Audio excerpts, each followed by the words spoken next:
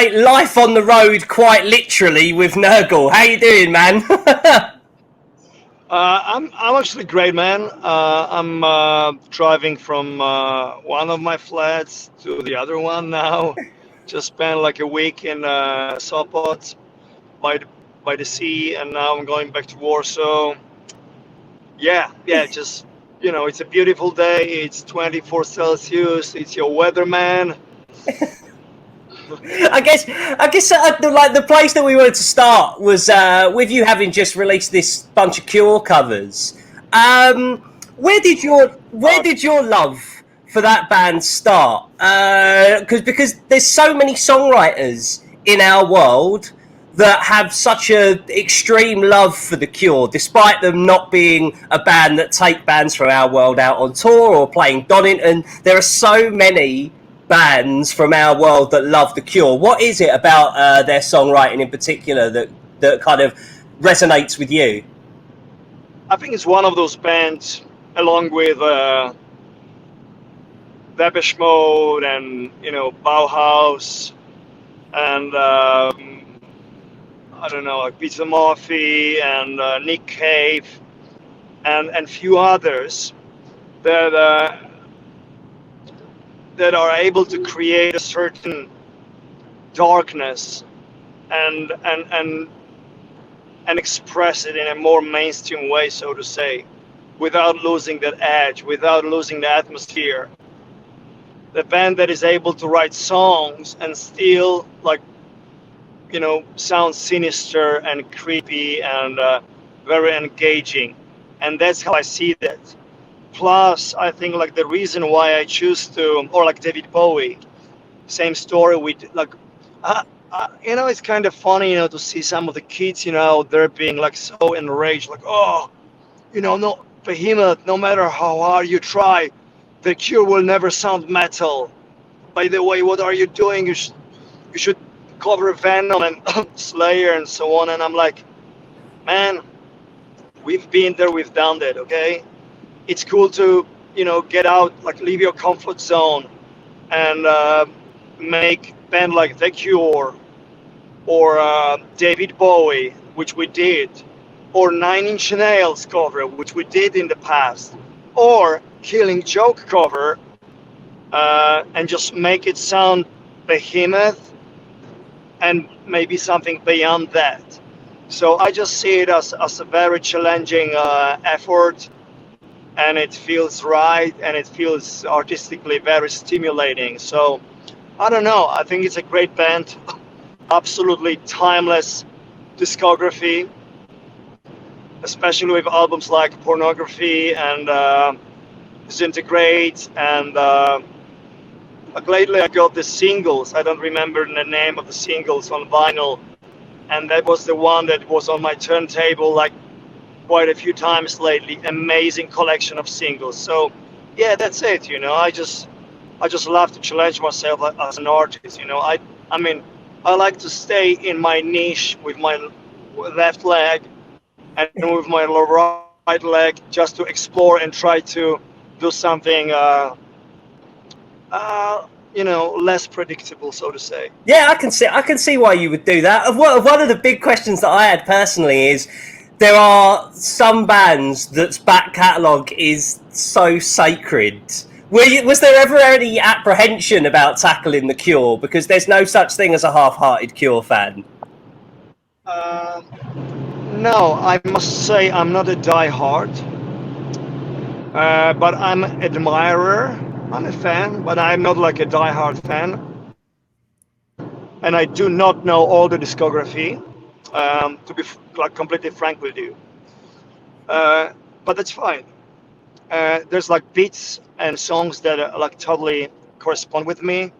Not necessarily Friday I'm in Love is a song that is, I mean, I'm happy for them to make like a fucking timeless hit, but when it's on the radio, I usually mute it because it's like, not me. Yeah. But other stuff like less mainstream, less popular, is probably something that I dig the most from The Cure, and I'm totally fine with not being like like an expert in their discography, Yeah. because I'm only 43, so it gives me a chance to get even deeper and deeper and explore more and more. Pretty much same like with Depeche Mode. I got my favorite records, and lately I've started like rediscovering for myself like the very early catalog, which I kind of rejected, let's say 10, 15 years ago, too like disco, too new romantic, too electro, too whatever. It was just not for me. And then, that time is passing. I'm probably getting more mature. Surprise, surprise. And I'm getting into that stuff. So just give me some time, and maybe like 5 years down the road when we talk, I'll be a huge Robert Smith fan, and I'll have this big wig, of black hair, because I hardly have like my own left. So yeah, it's that's the story, I mean, well, basically, what I mean is that there's bands that share like a mutual darkness, like sonic, sinister darkness, and I just love it. I can't stop loving those bands, and I like to immerse in their music and just get something. I mean, it's so obvious to be a huge Slayer fan. You know what I mean? It's so obvious to be hold on, okay, to be a Venom fan, and I'm a huge Venom fan. And lately, I actually did cover Venom with Mantas from Venom original lineup, and that was a great deal for me, But as a band, as Behemoth, is like, I mean, we've done that, man. It's I think it's cool to introduce kids to, because I obviously, I do know there's a lot of people that, I mean, like, there's 15 years old kids, that love extreme metal, but sometimes they don't know where it comes from, or they don't see the parallels that extreme metal makes with other genres of music. Same story with the Nephilim. We did the Nephilim back in the days, because I'm a huge Nephilim and Fields of the Nephilim fan, and it did work nice. It's not our best cover. I think it's solid. It's decent, but it's not great. But it made me build my relation with Carl McCoy. It made me go on stage and be so far the only guest on stage with Fields of the Nephilim ever. So you know what I mean? It's like I can also fulfill my my kids' dreams, my fanboy dreams, by building a certain network and just and at the same time opening up to like a broader spectrum of influences, because obviously if it wasn't for Venom and Bathory, I wouldn't be talking to you. But hey, it's not the world that does not end with fucking Venom and Bathory. There's other stuff that is like evil as fuck. It's just the guitars are low gain, and the guys are singing or semi-singing. If you take Joy Division, for instance, but it doesn't really take to be a great technical singer to express that certain vibes, that can be like totally addictive and engaging and very inspiring. So yeah, I'm a huge fan of those bands, like post-goth, post-punk bands, or Stranglers and some other bands like that. That just, there's a lot of good music out there, and I'm happy to rediscover some of that stuff, or even discover, sometimes I would reject it like 20 years ago, and now I'm like, I was so stupid, because it's actually amazing, So yeah, and again,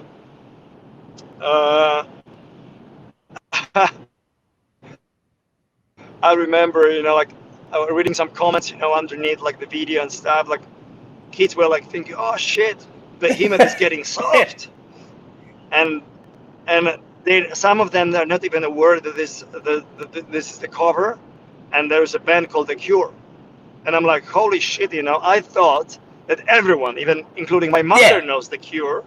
And of course, you always judge other people, by your own experience, but that's not necessarily the way it is. So I'm kind of happy to educate, others. Maybe the kids will go like, no, we need the screamo, we need a fucking aggressive music, but maybe today they reject it, and 10 years down the road they'll be like, oh, I think I'm growing into that now. You know what, man? I'm not sure about that, Nergal, because one of the things that really stands out about your A Forest cover is while Behemoth's music has always been intrinsically evil, there was a certain kind of gothic noir that really came to the forefront on I Loved You at Your Darkest. And so Yes, it true. feels quite timely to be covering the Cure at this point in time, especially when you've made it so your own.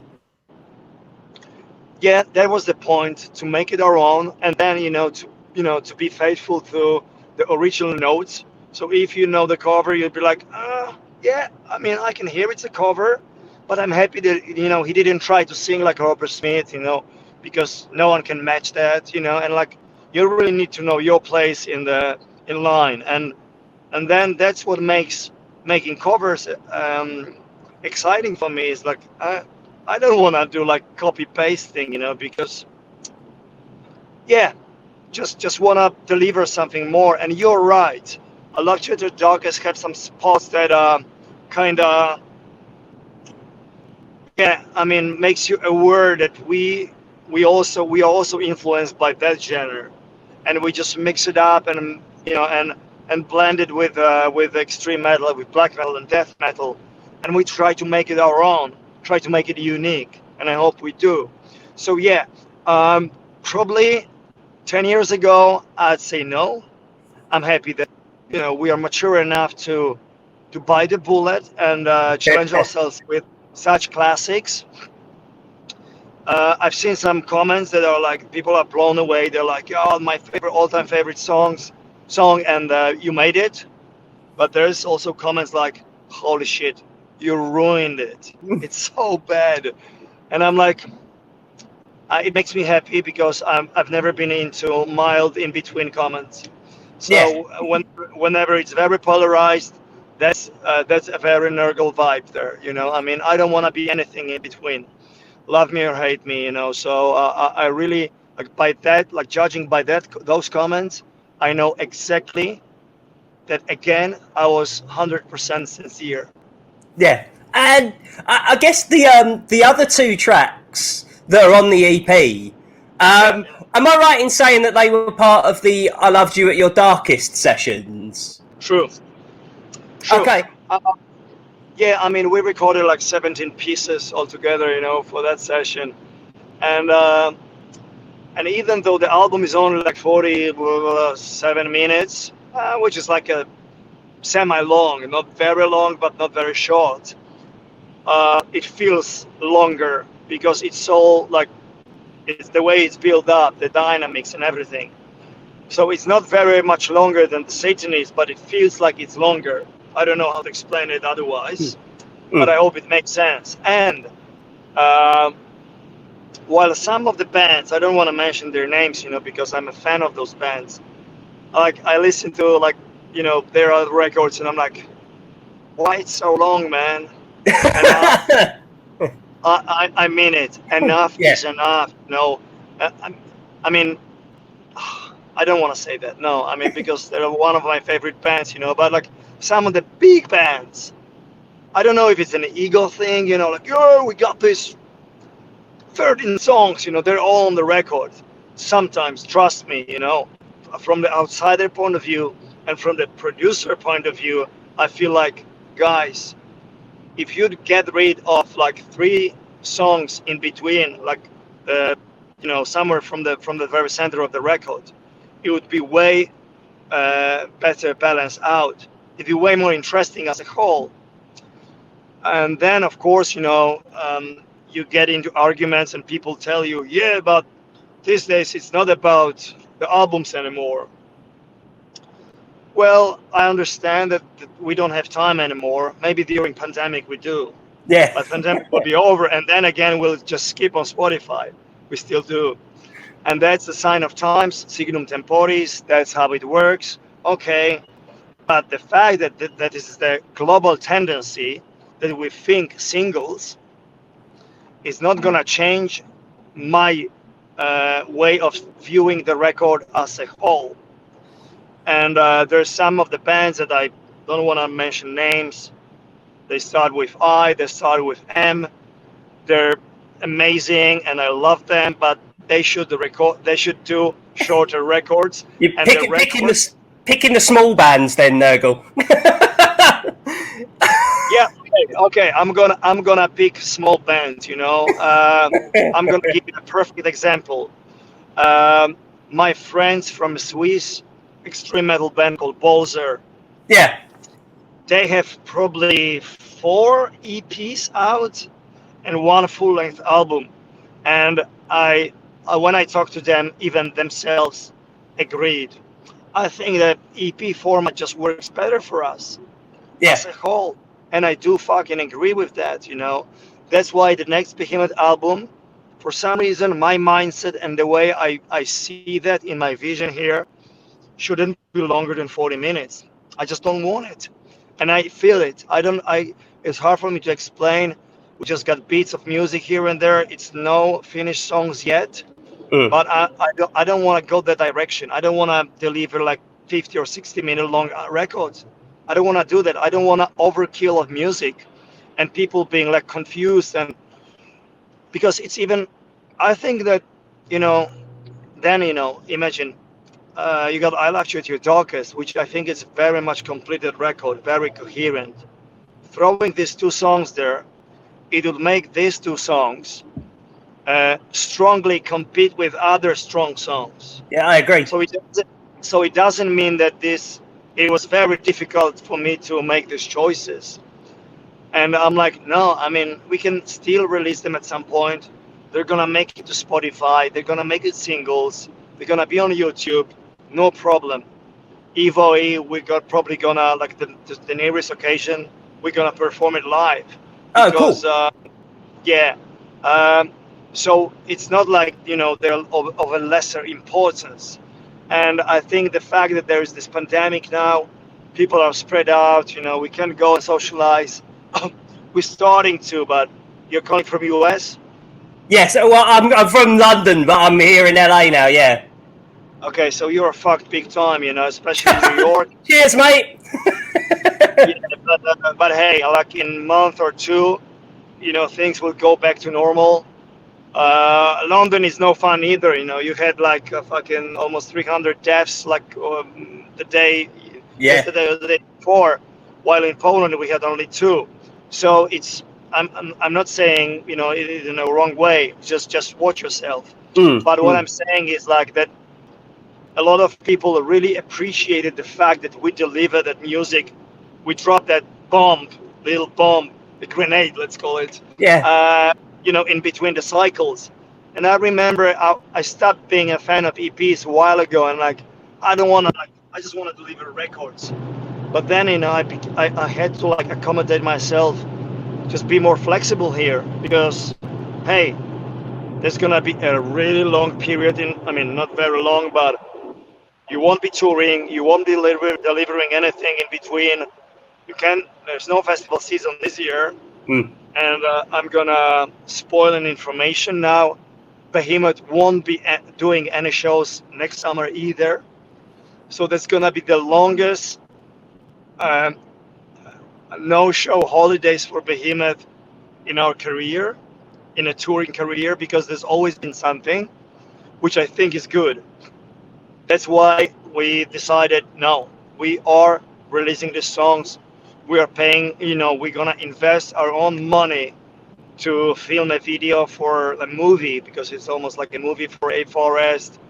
We're just gonna give something to people, and that's what we did. We did this EP. It's beautifully packaged. I know there's been people commenting, "Oh, why is it so expensive?" Because we run Rower House, you know, we have to hire people because all the costs are so high. And that's what we had to do, and the strong limits, that's what we did that, you know. But then on the other hand, obviously, you know, same day that we dropped the EP. The EP is on Spotify, which is very much affordable for pretty much everyone. So if you can afford EP, you can always download the music. You can stream the music, no problem. It's all available there. Anyways, the content is there. Very happy with the content. Very happy with these 4 songs, and yeah. Yeah, couple of more questions, and then I'll let you go. Firstly, it's really fascinating to hear you talk about where your mind is at creatively when it comes from writing. Because I'm fascinated by this stuff. Like when Metallica got as far as "And Justice for All" and so many ideas and so many riffs, they scaled it back for the Black Album. Mastodon, Crack the Sky, really big, in-depth, conceptual, like really a journey of a record, scaled it back for the Hunter. And with I Love You at Your Darkest being grand, orchestras, and I know what you mean, it's a 46-minute record, but it's really dense. There's a lot going on within that record. Is that why, as a songwriter, you're kind of going, no longer than 40 minutes and I'm going to rip? I'm just thinking, that if we do a shorter record, I mean, because I truly believe in all the songs. It's not like Behemoth is not one of those bands that will release one single that's gonna carry the record and promote the record throughout the cycle. For the last record, I believe we did 6 singles. You know why? Yeah. Because I do believe that each one of them is stand out on its own. Each one is a valuable, strong single that can be performed live, that is gonna give a longevity to the songs and so on and so on. So I don't want to drop like 6 minutes of music and people ignore most of the music on the record. I don't want that, because I live, breathe, eat, shit that music. You know what I mean? It's me. Yeah. And I don't want just cash on it. Okay, I did that right now. I live with that record.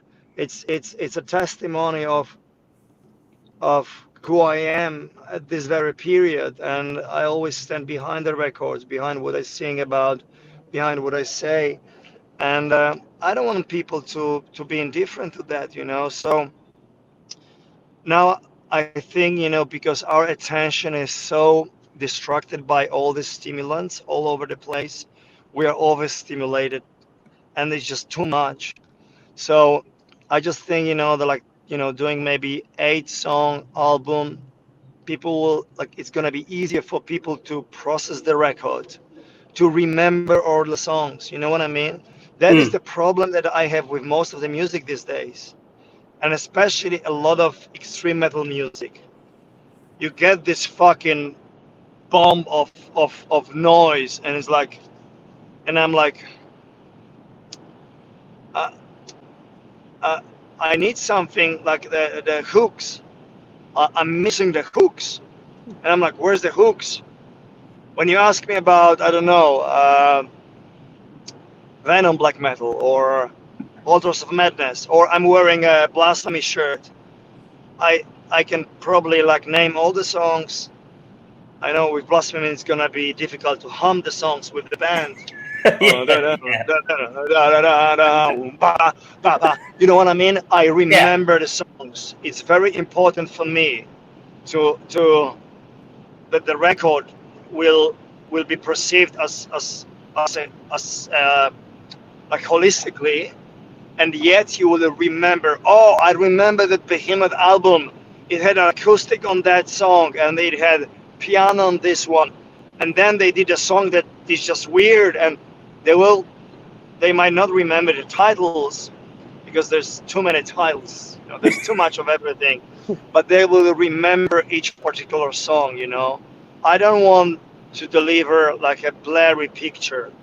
I want to deliver a very focused, sharp painting that people can focus, can analyze, can process in a long time, and they will digest it, and it's gonna make them make an effort. You know what I mean? Yeah. And they're not just gonna boom, boom, out like most of the music these days. I know we are a product, sadly, but that's how we make our living. I wish we could, feed ourselves with art and pay with art, but we can't. Yeah. We must release products. But still, apart from the fact that this is a piece of plastic, I really hope that it's gonna be a piece of heart of each fan out there that's gonna confront with Behemoth's music. Same goes with the live show. That's why we are investing so much money, pretty much earning the same money like every season because, oh, we have more money. How can we spend it? What do you mean? Yeah, we want to go bigger. We want people to fucking remember the shows. I don't want them to be indifferent. I don't want them to eat wurst and fucking drink beer and fart, while Behemoth is on. I want them to get excited, to get thrills, to scream, to go nuts. I want to move people with music, album music, the live music, with what I say. I don't want them to be indifferent, so that's what art, in this very case, extreme radical music, should do to people. It should make you feel alive, not spoiled and just bored. Yeah. It should fucking shake the fuck out of you. Well, we look forward to more shaking the fuck out of us in the future. Like, I got to ask, how's lockdown been for you? You don't, as someone that's kind of creative, you don't strike me as the kind of sit in your pants and watch Tiger King kind of guy. I did. You did. Of course. I was very immune to that for a long time, and I'm like, do I really want to spend hours and hours watching some redneck idiot doing some stupid shit? But then, like, more and more people would like advise me, like, no, please go watch it. The world is nuts. And well, I did, and yes, the world is nuts, people. Only in America, right? Yeah, but I mean, it is this, I mean, I've seen stuff like that. I don't know if you're familiar with this movie called Gamo. Yeah, I like Gamo. Yeah. It's amazing movie, but this is like this redneck America that can be very disturbing. So it's very disturbing. It's like, are these people serious there, or is it serious? Do people seriously look like that? And it's like, it makes you question, it makes you think. It's like, holy shit, the world is a fucked up place, and it's definitely a good documentary. But yeah, I mean, I'm very ADHD person, and I'm using my isolation as creatively. I'm using the time as creatively as I can, and I'm just coming back from the studio literally, where we nailed pretty much most of the songs, for Volume 2, for Me and That Man. So probably expect the next record, coming out next year, and probably next Behemoth coming out next year, because we start rehearsing in a couple of weeks. Very intense rehearsal sessions for next couple of months. And I've been watching a lot. I've been reading a lot of books, and just staying like really occupied, and just making sure that if this is, look, imagine I got a lemon in my hand now, and the lemon is called pandemic and isolation. I'm doing this. And I'm squeezing this, like, all the juices out of that, very unprecedented period of time. And I wish you people out there, if you're watching, you're also, you're not getting lazy, you're not getting fat, you're not getting just bored, just use that time, because maybe you'll never ever gonna get that time in your lifetime. It's really worth, you can just slow down and use it in a different way, just because you don't have a lot of things to do. So just use your time, with awareness. New guests on the Me and That Man record? New guests for Volume 2? Man, I wish I could tell you. Yeah. fucking exciting guest. You know, I mean, like, I've been talking to a friend of mine prior to that talk, and he's like, "Man, you must be," because of course, you know, I would tell him, you know, about new Yeah, guests. yeah, He's of like, course. it must feel very special to have all these people on the record. Man, I'm like, I'm 43. You know, I'm making my living out of making music, but like, what is probably like the cherry on the top of the cake is that I'm inviting all these amazing dudes to this project. Some of like them being like a supreme legends, still living fucking brilliant legends. Some, you know, low profile legends too, and like mixing it up, you know, and just making something that is quite unique. I think. I hope it just makes, you know, my fanboy hunger very much fulfilled. So yeah, I'm living my dream, you know, big time, doing that, and yeah, I think I'm hungrier than ever for just for this thrill, for passion, and for excitement that music that I make can deliver to people and deliver to me in the first place. I must say that it is Yeah. very egocentric, because I'm the first critic, and I'm the first person who listens to that, and I must be the one, doing this. Oh, that's cool. That's Yeah. cool. I, Yeah. I think I can put it on the record, you know. So I'm the first one to like it, you know, and it really gives me a lot of joy. No, Nergal, congrats on everything that's going on at the moment. I really can't wait to hear what you've got cooking up for 2021. And more than anything, thank you so much for driving safely. I couldn't have that on my conscience, man. Yeah, I mean, I'm good at double duty or triple duty. Uh, Maybe it's not very smart, but I really think I'm a good driver, fast but good. And yeah, thanks for, you know, killing my boring time on the road. Because honestly, being on the road, driving and making interviews, this is very much my thing. Because when I drive, I can finally focus. Because, you know, I get open highway here. I just, you know, put, you know, pedal to the metal and just drive, and this is the best time for me to do interviews, because I can really go long and deep into the content, and not like when I'm on tour or when I'm somewhere, I'm like, okay, fuck off, you know what I mean? How long we've been talking now? I don't know how long, but long. Half an hour, yeah. 35 minutes, you know, it's a decent time, you know what Yeah. I mean?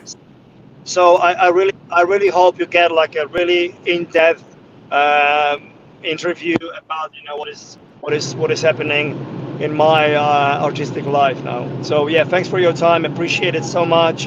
And yeah, stay safe there in LA, all right? And send my love to LA, because I fucking love that spot.